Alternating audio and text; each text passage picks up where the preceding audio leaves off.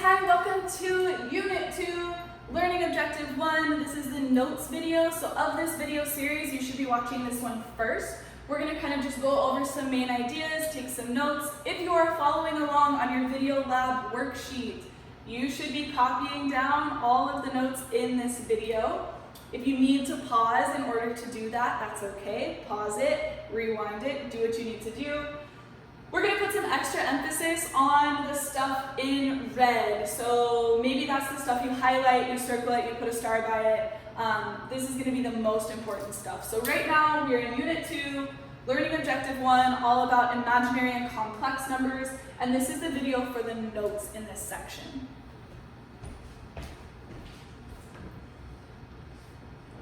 So the very first thing I want you to consider, what is the square root of -1? Pause the video, think about it, try to figure it out. This is the whole premise for this section, so I need you thinking about this. What is the square root of -1? Pause now. The most common answer that I get to this question is, well, the square root of -1 must be -1. Because let's think about this. We know that the square root of 1 is 1. What this means is 1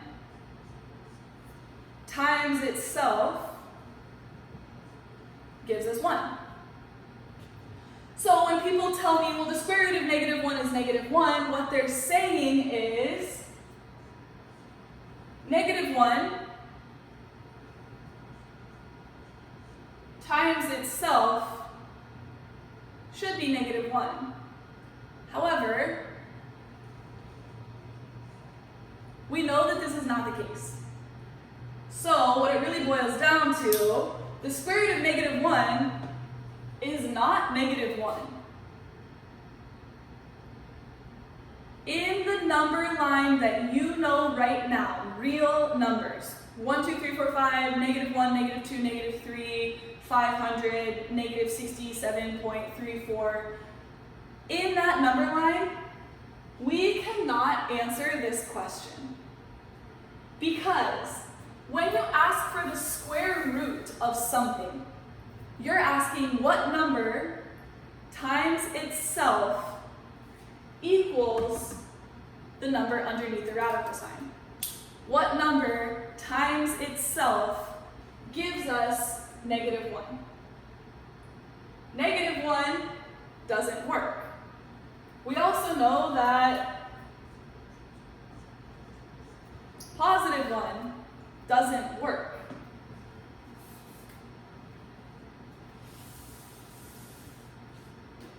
In the numbers that you know right now, this is impossible. We cannot take the square root of something negative.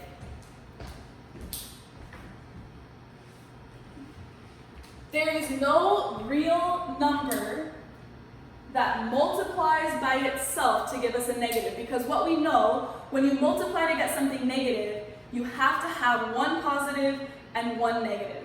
So it is impossible to multiply something by itself to get a negative number, because a positive times a positive is a positive, and a negative times a negative is still a positive. So we can't do it. We can't get to this -1 by squaring something. We cannot take the square root of a negative number without imaginary numbers.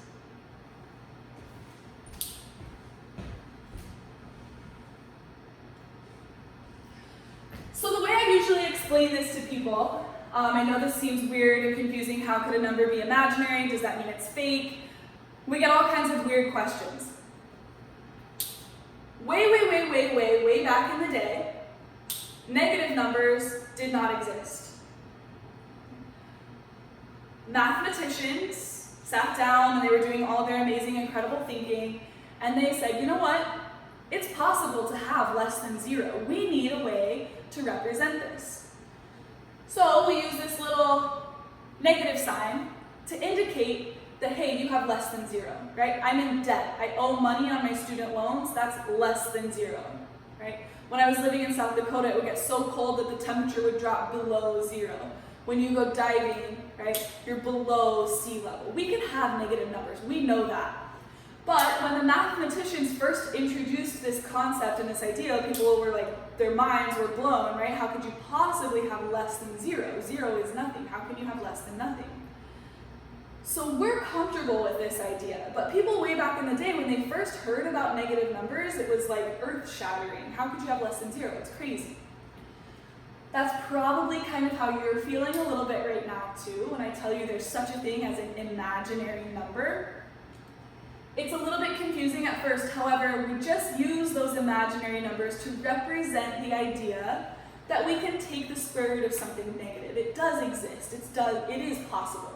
Just like we do have negative numbers, it is possible to have less than 0. So similar, like weird, crazy, mind-blowing concept, it's just a way to represent this idea that we can't take the square root of something negative.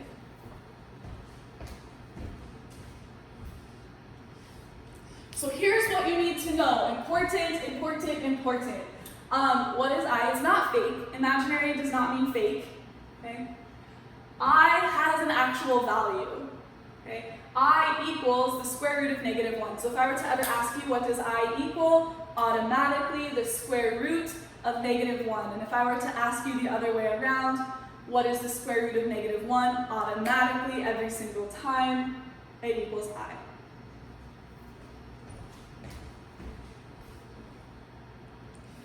Something else that can be confusing to people, I is not a variable.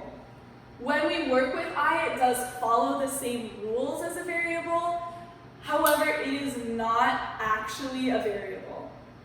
And this is a little bit confusing, but you need to know, I has a set value. It is not a variable. It doesn't change. We can't plug something in for I. We know what I equals. It equals the square root of negative 1.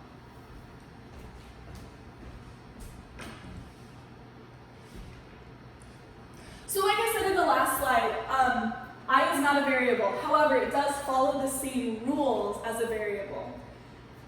For example, we know that x plus x is 2x. I works the same way. I plus I is 2i. 2x minus 5x, negative 3x. I works the same way. 2x times 4x gives us 8x squared, right? X times x is x squared. Same thing with I. 2 times 4 is 8. I times I is I squared.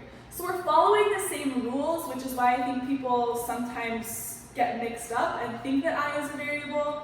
But remember, I does have an actual set value, square root of negative 1.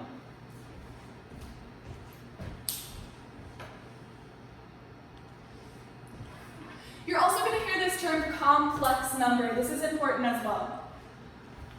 Complex number just means it's a combination of a real number and an imaginary number. So the A would be your real number, and then the BI would be your imaginary piece. So A and B are just regular numbers, and then out here at the end, you should always put I at the end. So this would look something like 2 plus 5i, where A is 2, B is 5, and the I, the imaginary number, is at the end. So it just becomes complex when we put real and imaginary together.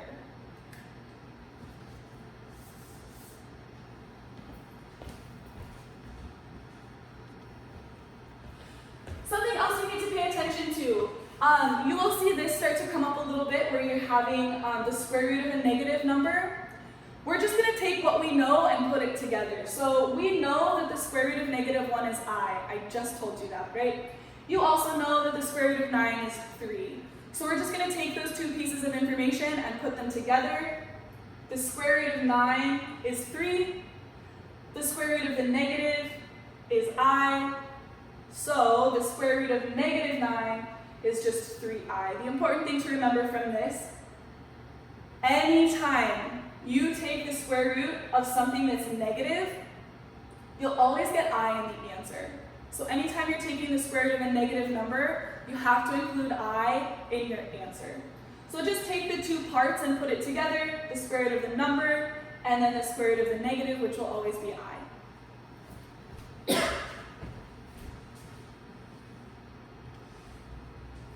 Alright, so that about does it for notes in this section. There are just a few things that I really want you to focus on, key takeaways, okay, from this video.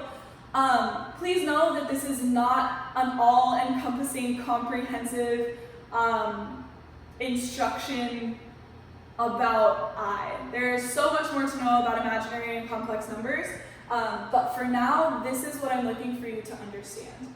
I need you to know that I is equal to the square root of -1. That's very important.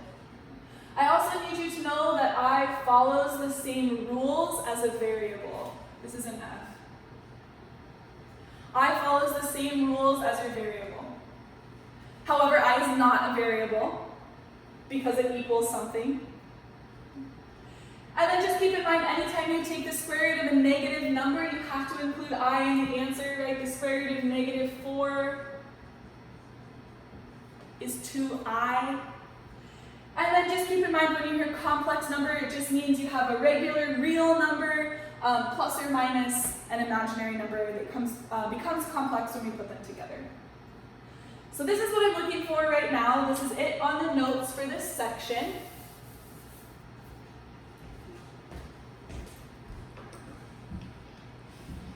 What you should be doing now, so your next steps. If you need to rewatch this video, please do that. Pause it, make sure you get all the notes written down.